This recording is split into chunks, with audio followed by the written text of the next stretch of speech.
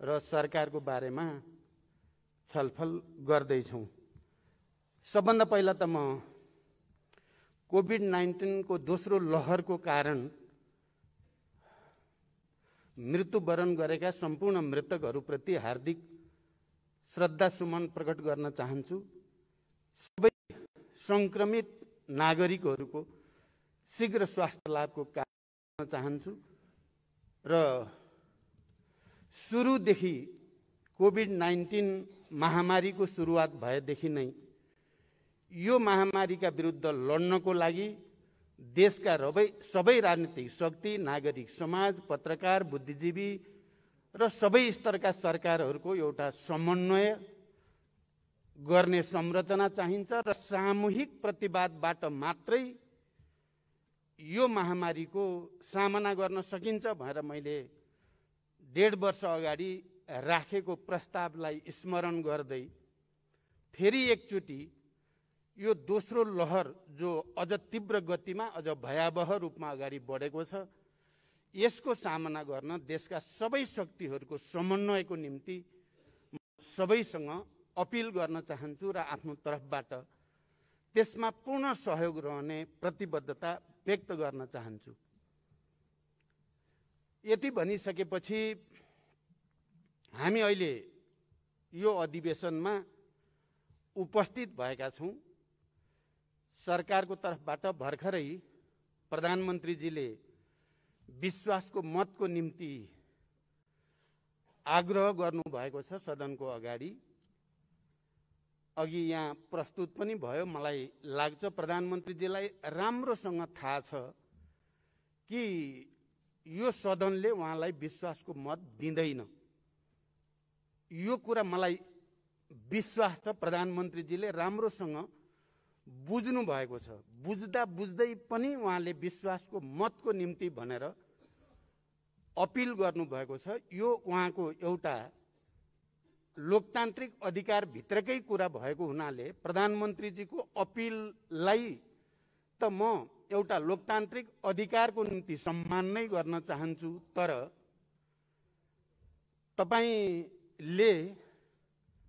तपाईको नेतृत्वमा सरकार गठन भएदेखि यताका सबै गतिविधिहरूको समुच्चयमा हेर्दाखेरि विश्वासको मत प्राप्त गर्ने कुनै स्थिति छैन र मैले हाम्रो दलको तर्फबाट, आफ्नो पार्टीको तर्फबाट बरु सम्माननीय प्रधानमन्त्रीजीलाई मैले जस्तो कि संसद पुनर्स्थापना भएकै दिन बडो गम्भीरताको साथ भनेको थिएँ, तपाईले अब नैतिकताको आधारमा राजीनामा दिएर नयाँ सरकारको गठनको बाटो प्रशस्त गर्नु सबभन्दा उपयुक्त हुन्छ भन्ने सुझाव मैले राखेको थिएँ। म आज यो सम्मानित सदन अगाडि पनि सम्माननीय प्रधानमन्त्रीजीलाई मैले हिजो बहस गर्दा भनेको थिएँ, एनफ इज एनफ।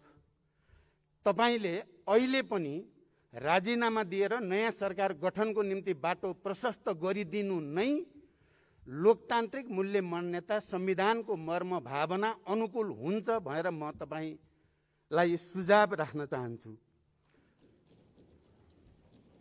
म आज संविधान बनाउने बेलाको स्थितिबारे थोरै यो सम्मानित सदनको ध्यान आकर्षित गर्न चाहन्छु। सभामुख महोदय, हामीले विगत धेरै वर्षको संसदीय अभ्यासमा देखिएका विसङ्गतिहरू, विकृतिहरू र समस्याहरू, अराजकता र थुप्रै चिजहरूलाई विचार गरेर नै संविधानमा हामीले कम्तीमा एउटा सरकार गठन भइसकेपछि त्यसले निश्चित अवधि निर्वाध रूपमा काम गर्ने अवस्था बनोस् भनेर व्यवस्था गर्यौं। सकेसम्म एउटा सरकार निर्वाचित भएर गठन भइसकेपछि त्यसले 5 वर्ष काम गर्ने वातावरण बनोस् भनेर नै संविधानको 76, 1, 2, 3, 4, 5 भनेर जे प्रावधानहरू संविधानमा राखियो त्यो संविधान बनाउने बेलाको हामी सबैको चिन्ता, चासो र तत्परता केमा थियो भने इतिहासका विसङ्गतिहरूको पुनरावृत्ति हुन नपाओस्, अबको नेपाल एउटा स्थायित्वतिर जाओस्, संघीय लोकतान्त्रिक गणतन्त्र नेपाल र नयाँ संविधान अनुसारको नेपाल विकास र समृद्धिको नयाँ युगतिर निर्वाध रूपले जाने वातावरण बनोस् भनेर नै त्यो कुरा राखिएको थियो। आज म सरकारलाई विश्वासको मत नदिने पक्षमा अथवा विश्वासको मतको विपक्षमा बोल्दै गर्दा मैले संविधान निर्माणको त्यति बेलाको हामी सबैको चासोप्रति एकचोटि सबैको ध्यान आकर्षित गर्न आवश्यक सम्झेँ। म आज साँच्चै त्यति खुसी छैन। म यो मञ्चबाट बोल्दै गर्दा हामीले के सोचेर संविधान बनायौँ, स्थायित्वको परिकल्पना गऱ्यौँ र अहिले 3 वर्ष बित्दा नबित्दै हामी फेरि विश्वासको मत, अविश्वासको प्रस्ताव, अराजकता इत्यादि को एउटा दुष्चक्रतिर फेरि नेपाल फस्न खोजेको जो अवस्था देखिएको छ, म साँच्चै नै चिन्तित छु। म यसकारण पनि के नेपालमा शान्ति सम्झौताको एउटा हस्ताक्षरकर्ता हुनुको नाताले, संविधान सभाको प्रबल चाहिँ पक्षधर हुनुको नाताले, संघीय लोकतान्त्रिक गणतन्त्र चाहिँ घोषणा गर्ने प्रक्रियाको एउटा नेताको हैसियतले मैले संविधान बनाउने बेलामा तपाईँ हामीले नै अहिलेका नेताहरूको यही टिमले नै हो हामीले विगतका गलत परम्पराहरू दोहोरिन दिन हुँदैन, विसङ्गतिहरू दोहोरिन दिन हुँदैन भनेर हामीले त्यो प्रावधान राखेको हो। आज हामी फेरि उही परिस्थितिको सामना, फेरि विश्वासको मत, फेरि अविश्वास प्रस्ताव, फेरि जोड घटाउ, फेरि चाहिँ मान्छेहरूको चाहिँ झन्डै झन्डै किनबेचकै अवस्था जो देखिन थालेको छ, म गहिरो चिन्ता व्यक्त गर्न चाहन्छु। र मैले यसमा आज यसरी बोल्दै गर्दा म आफू त्यस्तो सन्तुष्टि महसुस मलाई बिल्कुलै भएको छैन। दोस्रो, मैले यहाँ राख्दै गर्दा हामीले संविधान बनायौँ, हामी सबैलाई थाहा छ धेरै प्रतिकूलतासँग जुधेर संघीय लोकतान्त्रिक गणतन्त्रको हामीले संविधान बनाएको हो। हामी सबैलाई यो कुरा पनि थाहा छ धेरै अप्ठ्याराहरूसँग जुधेर हामीले त्यो संविधान अनुसार निर्वाचनतिर देशलाई पनि लगेकै हो र निर्वाचन निर्वाध रूपले सम्पन्न गरेर एउटा नयाँ वातावरण बनाउन खोजेकै हो। मैले किन यो कुरालाई जोड दिएर भन्न चाहेको छु भने म त्यस्तो पात्र हुनुको नाताले पनि यो सम्मानित सदनलाई मैले भन्नुपर्छ भन्ने लागेको छ। मान्य सभामुख महोदय, कि मैले अब देशमा फेरि अराजकताको स्थिति नआओस् भनेर नै मैले वाम गठबन्धनको मैले प्रस्ताव राखेको हो। सम्माननीय प्रधानमन्त्रीजीको अगाडि मैले गठबन्धनको प्रस्ताव राख्ने पहिलो पात्र म हो र अनि कम्युनिस्ट आन्दोलनलाई एकताबद्ध गरौँ भनेर पहिलो प्रस्ताव लिएर जाने पनि मै नै हो। र सम्माननीय प्रधानमन्त्रीजीलाई तपाईँ नै प्रधानमन्त्री हुने हो भनेर पहिलो संविधान घोषणा भइसकेपछि प्रस्ताव गर्ने उहाँलाई प्रधानमन्त्रीको रूपमा पनि म नै हो। वाम गठबन्धन र कम्युनिस्ट एकताको सङ्कल्पपछि उहाँलाई प्रधानमन्त्रीको प्रस्ताव गर्ने पनि म नै हो। तर आज यो एउटा विडम्बना भन्नुपर्छ, 3 वर्ष बित्दा नबित्दै कम्युनिस्ट एकता पनि विच्छेद जस्तो हुन पुगेको, संविधान पनि बडो चाहिँ नराम्रोसँग चिथोरिएको, कोपरिएको र त्यो संविधानलाई नै कोरोना लाए जस्तो अहिले देश र समाज त कोरोनाले आक्रान्त छँदैछ। हाम्रा गतिविधिले, खास गरी सरकारका गतिविधिका कारणले संविधानलाई पनि कोरोना लाए जस्तो, आइसियुमा राखे जस्तो अवस्थाबाट हामी गुज्रिन परेको छ। मैले त्यो पात्रको हैसियतले मैले यो सम्मानित सदन समक्ष एकचोटि हामी सबैले गम्भीर रूपले विचार गरौँ, यसको निम्ति प्रमुख जिम्मेवार को? प्रधानमन्त्रीजीले अहिले धेरै सकारात्मक कुरा पनि आफ्नो नेतृत्वमा भएको कुरा राख्नुभयो, त्यसको फेयरिस्टतिर त म जान चाहन्न। तर आज देशमा जुन सङ्कटहरू देखा परेको छ, संविधानमाथि सङ्कट, राष्ट्रिय स्वाधीनता माथिका समस्याहरू, लोकतान्त्रिक प्रणालीमा सङ्कट, कम्युनिस्ट आन्दोलनमा सङ्कट, एकताको एउटा महान र असाधारण पहल कदमीमा सङ्कट, मुख्य रूपमा कसको कारणले आयो प्रधानमन्त्रीजी? के तपाईँ छातीमा हात राखेर आत्मसमीक्षा गर्न तयार हुनुहुन्छ?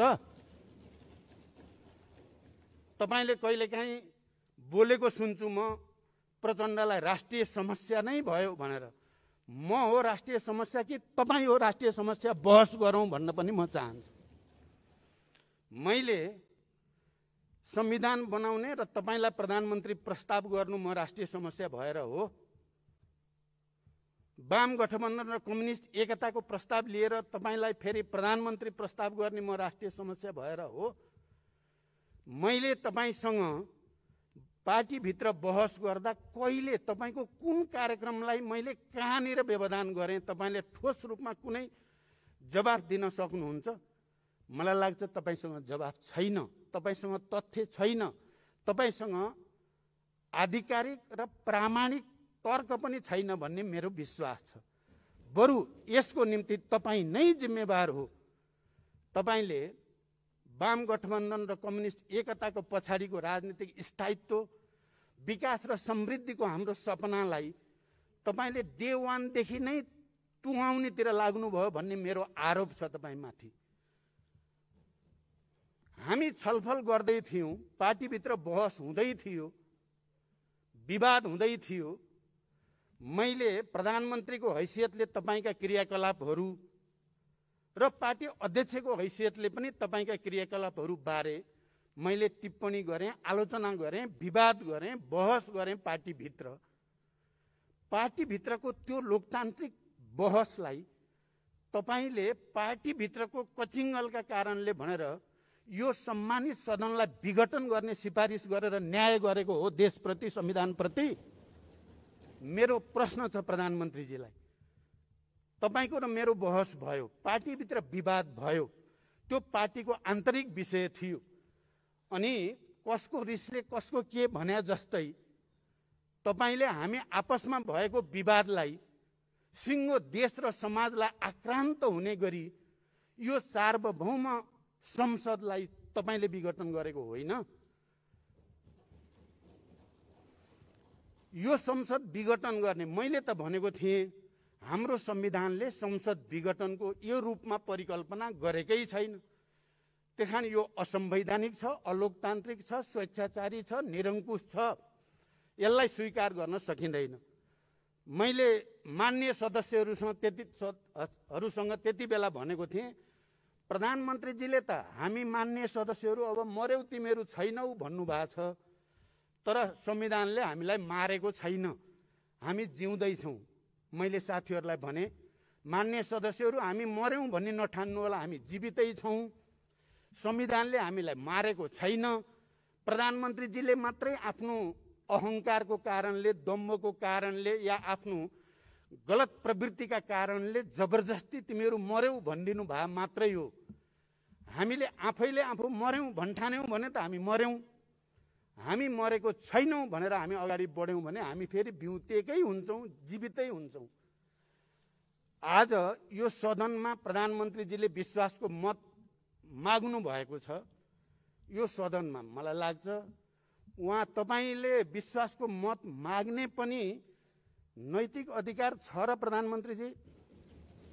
यो सदनसँग, यी मान्य सदस्यहरूसँग तपाईलाई त्यो अधिकार छ र नैतिक रूपले? म अझ अनौठो कुरा के मान्छु भने प्रधानमन्त्रीजीले खालि यो विघटन गरेको सिफारिस सर्वोच्च अदालतले पुनर्स्थापना गरिदियो, त्यसकारण उहाँले स्वीकार्नु भयो होला भन्ने म ठान्थेँ।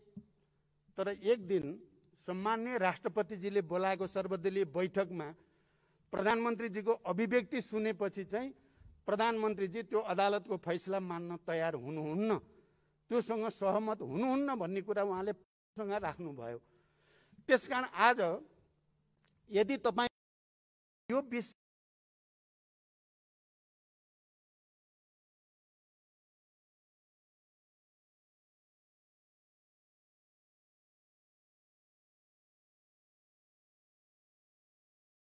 त होइन, जनताले प्रश्न गरेका छन्, तपाईमाथि आशंका गरेका छन्, कहीँ कतै तपाईँ फेरि यो विघटनको पक्षधर भएको हुनाले त्यही विघटनको बाटो बनाउनको निम्ति तपाईँ यो विश्वासको मत लिने काम गर्नुभएको त होइन। म एक दुईटा प्रश्न यो सम्मानित सदन समक्ष राख्न चाहन्छु।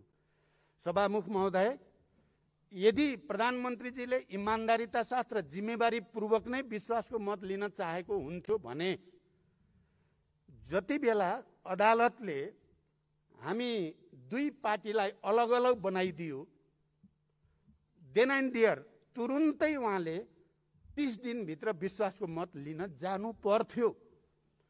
सही कुरा, लोकतान्त्रिक कुरा त्यही नै हुन्थ्यो। किनकि 76 को 2 मा सरकार गइसकेपछि, 76 को 2 को सरकार भन्ने बनाइसकेपछि 2 अनुसारको सरकारलाई माओवादी केन्द्रले समर्थन गरेकै थिएन। गरेकै हुन्थ्यो भने पनि तपाईँ विश्वासको मतमा त जानै पर्थ्यो। किनकि तपाईँ 76-1 बाट 76-2 को प्रधानमन्त्री भइसकेपछि तपाईँ विश्वासको मत लिन जानुपर्ने ठाउँमा तपाईले के भनिराख्नुभयो भने समर्थन फिर्ता किन नलिएको, समर्थन फिर्ता किन नलिएको भनिराख्नुभयो। यही रोस्टमबाट हाम्रो दलको प्रमुख सचेतक माननीय देव गुरुङले हामीले समर्थन गरेकै छैन, 30 दिनभित्र सम्माननीय प्रधानमन्त्रीले विश्वासको मत लिनुपर्ने संवैधानिक व्यवस्था हो भनेर आधिकारिक रूपमा हाम्रो धारणा राखी पनि सकिया थियो। तर तपाईले पटक पटक भनि के राख्नुभयो भने समर्थन फिर्ता किन नलिएको, समर्थन फिर्ता किन। तपाईले समर्थन छिटो फिर्ता लिइदिएदेखि तपाईँ फेरि यसलाई विघटन गर्नुहुन्छ कि भन्ने डरले हामीले समर्थनलाई रोकेर राखेको मात्रै हो। तपाईलाई यो कुरो राम्रोसँग थाहा छ, यहाँ कुनै जालझेलको कुरा होइन, सिधा सिधा कुरा छ। तर अब खोइ अहिले के महसुस गर्नुभयो तपाईँले र विश्वासको मत लिन अगाडि आउनुभयो अनि हामीले पनि जे यथार्थ हो त्यो कुरा भन्यौं र हाम्रो समर्थन नरहेको कुराको जानकारी हामीले संसद सचिवालयलाई गराएका छौं। यस अर्थमा तपाईले यो विश्वासको मत लिने कुरा पनि स्वाभाविक लाग्दैन, प्राकृतिक लाग्दैन, तर्कसंगत पनि लाग्दैन, अलिकति नाटकीय जस्तो लाग्छ मलाई चाहिँ। दोस्रो कुरा, तपाईले जो अधिवेशन बोलाउँदा जो तरिका अपनाउनु भयो त्यो तरिका पनि लोकतान्त्रिक होइन भन्ने मेरो बुझाइ छ। किनभने नियमित अधिवेशन बस्नै पर्ने थियो। अब बजेट अधिवेशन, नीति कार्यक्रम, प्री बजेट छलफल गर्नुपर्ने बेलामा नियमित अधिवेशन बोलाएर त्यसैमा विश्वासको मत लिए हुन्थ्यो नि त। तपाईँ कहीँ ती सबै कुरा छल्नको निम्ति यो बोला त होइन भन्ने प्रश्न पनि गम्भीर रूपले उठेकै छ। तपाईँ लोकतान्त्रिक संस्था, प्रक्रिया, पद्धति र परम्परालाई छलेर अर्कै केही गर्न खोज्नु भयो हो कि भन्ने आशंका पनि मानिसहरूलाई भएको छ। किनकि विशेष अधिवेशन बोलाउने कुरा हाम्रो अहिलेको संविधानले एउटा त नियमित अधिवेशन तपाईको प्रधानमन्त्रीको सिफारिसमा राष्ट्रपतिले बोलाउने प्रावधान छ अधिवेशन बोलाउने बारे। दोस्रो, विशेष अधिवेशन बोलाउन 25% मान्य सदस्यहरूले माग गरेमा निश्चित प्रक्रिया अनुसार राष्ट्रपतिले अधिवेशन बोलाउने बाहेक प्रधानमन्त्रीले विशेष अधिवेशन प्रधानमन्त्रीका हैसियतले बोलाउने कुराको त्यति परिकल्पना गरेको मैले संविधानमा बुझेको छैन। तर तपाईले बोलाइदिनु भयो। तपाईले के समातेर बोलाउनु भयो? 101 प्रधानमन्त्रीले चाहेको बेलामा विश्वासको मत लिन सक्ने छन् भन्ने जो प्रावधान छ त्यो प्रावधानलाई तपाईले प्रयोग गर्नु भएको देखियो। तपाईले त्यो प्रयोग गरेको देखिएपछि हामी यसमा सहभागी हुने कुरामा त हाम्रो विमति होइन। तर तपाईले अपनाएको प्रक्रिया लोकतान्त्रिक छ, संविधान सम्मत छ। म प्रधानमन्त्रीजीलाई एकचोटि अलिक गहिरो गरी विचार गर्न विशेष अनुरोध गर्न चाहन्छु।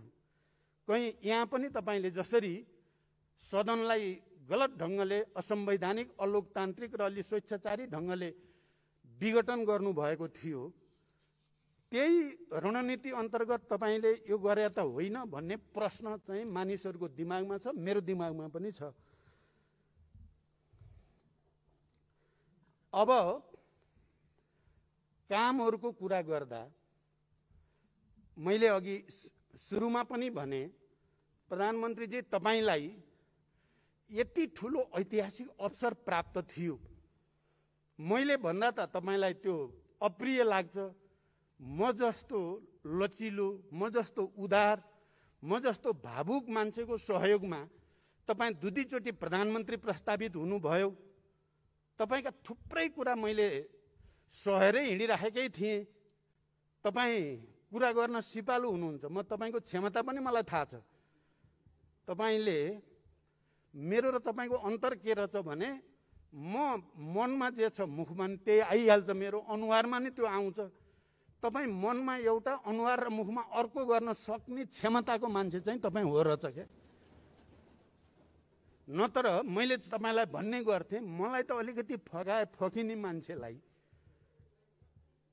हिजो हामीले गरेको सहमति समझदारी मैले तोड्या हो र प्रधानमन्त्रीजी। पालो पालो अध्यक्ष, पालो पालो प्रधानमन्त्री मैले तोडेँ। त्यसो गरेको भए आज तपाईँ कम्युनिस्ट आन्दोलन, यो देश कहाँ हुन्थ्यो? यो सबै दृष्टिकोणले हेर्दा कहीँ न कहीँ सत्तामा बसिसकेपछि तपाईँमा जुन दम्भ अहङ्कार देखा पर्यो, तपाईँ सबैतिर कस्तो अनौठो भयो क्या। यो एउटा कस्तो मनोदशा, मनोग्रन्थि तपाईँमा विकास भयो भने सबैतिर चकाचौध राम्रो मात्रै भइरहेछ भन्ठान्नु भयो तपाईँले। भएका कुरा पनि भए भन्नुभयो, नभएका कुरा नि भए भन्नुभयो। कोभिडकै कुरा गरौँ न, दोस्रो लहर सुरु हुन लागिसकेका थियो, त्यसका सङ्केतहरू देखिसकिया थिए। तपाईँ नै होइन, ठुल्ठुला समारोह, रथ यात्रा, हजारौंका जुलुस लिएर हिँड्नु हो, त्यहीँबाट वात्तै फैलिएको होइन। तपाईँ प्रधानमन्त्री जस्तो मान्छेले अनुशासनमा नबसिदिएपछि, कोभिड कन्ट्रोल गर्नको निम्ति आत्मअनुशासन पालन नगरिदिएपछि अरूलाई भन्ने नैतिक अधिकार कसरी हुन्छ? रथ यात्रा अलि पछि गरे हुँदैन थियो? मैले त तपाईलाई भनेकै छु, मेरो निर्वाचन क्षेत्रमा अयोध्यापुरी बनाउने भनेर तपाईँ अगाडि बढ्नु भएको छ। म पनि गएर हेरेँ, मलाई त खुसी छ। मेरो निर्वाचन क्षेत्रमा एउटा ठुलो धार्मिक पर्यटकीय स्थल बन्न लाग्यो। तर तपाईलाई यो कोभिड-19 को दोस्रो लहर सुरु हुन लागेको बेला हजारौं मान्छे जम्मा गर्ने गरी यति बेलै गर्न पर्या थियो त? अलि पछि गरे पनि हुन्थ्यो। तपाईले थुप्रै शिलान्यास र उद्घाटन गर्नुभएको छ, जसको कयौंको त न बजेटको ठेगान छ, न ठाउँको ठेगान छ, न कुनै कार्ययोजना छ। तर तपाईले शिलान्यास गरिदिनु भयो बालुवाटार बसेर। सब शिलान्यास 165 वटा रणनीतिक रोड। तर तपाईले एउटा कुरा त बिर्सिनु भएन कि 12 वटा स्मार्ट सिटीको कुरा गर्नुभयो। सबै स्मार्ट सिटी त को कुरा, तर उहाँले के कुरा बिर्सिनुहुन्न भने भरतपुर चाहिँ हुनुहुन्न भन्ठान्नुहुन्छ उहाँले। चितवन चाहिँ हुनुहुन्न, प्रचण्डको क्षेत्र चाहिँ हुनुहुन्न भने जस्तो पूर्वाग्रह तपाईले किन राख्नुभयो? मेरो प्रश्न छ तपाईलाई। त्यही स्मार्ट सिटी पनि त्यति पूर्वाग्रही तपाईँ हुनु पर्थ्यो र? माने यो सबैले तपाईले आत्मसमीक्षा गर्नुपर्दछ भन्ने म ठान्दछु। अब आज विश्वासको मत लिन तपाईँ यहाँ अपिल गर्दै हुनुहुन्छ सम्मानित सदन, त्यस्तो सदन जसलाई तपाईले विघटन गर्नुभएको थियो र विघटन गरेको अहिले पनि तपाईलाई सही भन्ने लागिरहेको छ। गलत गरे भन्ने तपाईलाई लागेको छैन, सर्वोच्चले भनोस् कि जसले सुकै भनोस्, तपाईलाई बेठिक लागेको छैन मनमा, र तपाईँ मौका पाएपछि यसलाई फेरि विघटन गर्छु भन्ने भएको देख्छु म गलत छु भने भन्नु होला। अब आज तपाईलाई विश्वासको मत लिनु थियो भने हिजो तपाईले अध्यादेश मार्फत संवैधानिक परिषदको बैठक किन गर्न पर्या थियो? यो विश्वासको मत लिएर गरे पनि त हुन्थ्यो परिषदको बैठक। यसबाट के देखिन्छ भने तपाईलाई भरोसा छैन, विश्वासको मत त मैले पाउने होइन। त्यसो भएपछि मैले कब्जा गर्न सक्ने जति संवैधानिक संरचना कब्जा गरिहालौं भन्ने मनसायले काम गरेन भनेर कसरी भन्ने? तपाईको मनभित्र त्यो छैन भनेर कसरी भन्ने? त्यसकारण यी सबै क्रियाकलापबाट तपाईले भन्नु त हुन्थ्यो, फेरि तपाईको केही कुरा म स्मरण पनि गर्छु। संविधान बनाउने बेला नै तपाईले भन्ने गर्नुहुन्थ्यो समावेशी समानुपातिक भन्यो भने तपाईलाई थोरै थोरै इरिटेसन भएको म देख्थेँ। संघीयताको कुरो मन पर्या त होइन, आँधी हुरी आयो मान्ने भन्नुहुन्थ्यो तपाईले। तपाईँ पावरमा भइसकेपछि यो सबलाई चाहिँ म चाहिँ मिचेर देखाउँछु भन्ने आयो क्या तपाईलाई? तपाईलाई चाहिँ म ओरिजिनल म भने त अर्कै हुँ भन्ने पो आयो कि तपाईलाई? हामीले त तपाईमा रूपान्तरण आओस् र एउटा नयाँ प्रक्रियामा नयाँ युगतिर देश जाओस्, स्थायित्वतिर जाओस्, सामाजिक न्यायतिर जाओस् भन्ने चाहेको हो। तपाईले भनिराख्नु भएको छ, प्रधानमन्त्रीजी धेरै कुरा भनिराख्नुहुन्छ। हरेक पटक यति झुलुङ्गे पुल, यतिवटा पुल, यति किलोमिटर बाटो, यति चाहिँ स्वास्थ्य सामग्री, यति डिजिटलाइजेसन, यति चाहिँ गरे भन्नुहुन्छ। तर फिल्डमा जनताले त्यो महसुस गर्दैनन्, त्यस्तो गरेका छैनन्। बरु कोभिड लागेपछि पनि स्वास्थ्य सामग्रीमा भ्रष्टाचार भएकै कुरो खाली कसैले तपाईलाई आरोप लगाएको मात्रै कुरा होइन यो। अब तपाईँ नै हो पनि म भन्दिनँ, मैले त्यसरी पनि भनेको छैन। तर यही सदनको सम्मानित समितिहरूको निर्णय छन्, तिनीहरूले भनेका छन् भ्रष्टाचार भयो, कमिसनको खेल भयो भनेकै छन्, लोकतान्त्रिक पद्धति अनुसारै भनेका छन् र जनतालाई त्यो शङ्का छ। अहिले पनि कमिसनको खेल 105 वाला खेल भएको र त्यसले गर्दा कयौं सामग्री आउनमा व्यवधान भएको कुरा स्थापित भएकै छ। यो चीज प्रति तपाईँ कति गम्भीर हुनुभयो? देशमा बढेको आत्महत्याको दर, त्यसलाई रोक्नको निम्ति, महिला हिंसाको दर, त्यसलाई रोक्नको निम्ति कति भयो भन्ने कुरा प्रश्न उठिराखेकै छन्। यो परिस्थितिमा तपाईकै प्रस्ताव असफल भइसकेपछि म त बडो सरल ढङ्गले छोड्ने खाले मान्छे पर्दो रहेछु। पहिलोचोटि प्रधानमन्त्रीबाट पदत्याग गर्दा पनि, दोस्रोचोटि पूर्व प्रधानमन्त्री माननीय शेरबहादुर देउबाजीसँग सहमति गरेर प्रधानमन्त्री छोड्दा पनि म त बडो सहज ढङ्गले प्रक्रिया अगाडि बढ्ने कुरा हो भन्ठान्थेँ। तर तपाईँ त यसरी च्यापेर बस्न खोजेको देखियो। तपाईँ ज्यान जाला बरु कुर्सी चाहिँ छोड्न हुन्न भन्नेमा तपाईँ दृढ हुनुहुँदो रहेछ। अब आजकल म तपाईँबाट अलिअलि सिक्न बल गर्दैछु। अलिकति त केपीजीको ममा चाहिने भयो बानी, नत्र म फटाफट जे पनि छोडिदिने गर्दा त म त कमजोर त्यसरी पो भएको छु कि क्या हो भन्ने परेको छ मलाई। तर तपाईँको चाहिँ अति भयो भन्ने मेरो बुझाइ छ। त्यसकारण पनि यी सबै विषयमा एकचोटि समीक्षा गर्न जरुरी छ। सम्माननीय सभामुख महोदय, अब धेरै कुरा भन्दा पनि आजै सक्ने भनेको हुनाले म लामो चाहिँ भन्न पनि चाहन्न। अन्तिममा प्रधानमन्त्रीजीलाई मैले सुझाव पनि भनि नै सकेँ। अझै पनि होइन भने अहिले प्रतिपक्षी दलको नेताको हैसियतले माननीय शेरबहादुर देउबाजीले 76-2 को सरकार बन्ने सम्भावना यही सदनभित्रबाट छ र त्यो खोजिन्छ भन्न खोज्नु भएको छ। म त्यसलाई समर्थन गर्न चाहन्छु। यही भित्र सम्भव छ। अरु बिडङ्गो नसोचौं।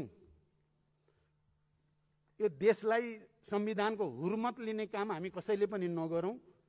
सहज ढङ्गले लोकतान्त्रिक प्रक्रियाद्वारा हामी अगाडि जाउँ र त्यसको सुरुवात आज प्रधानमन्त्रीजीले राखेको विश्वासको मतको विपक्षमा प्रधानमन्त्रीजीले सबैले मलाई भोट हाल्नुहोस् भन्नुभयो।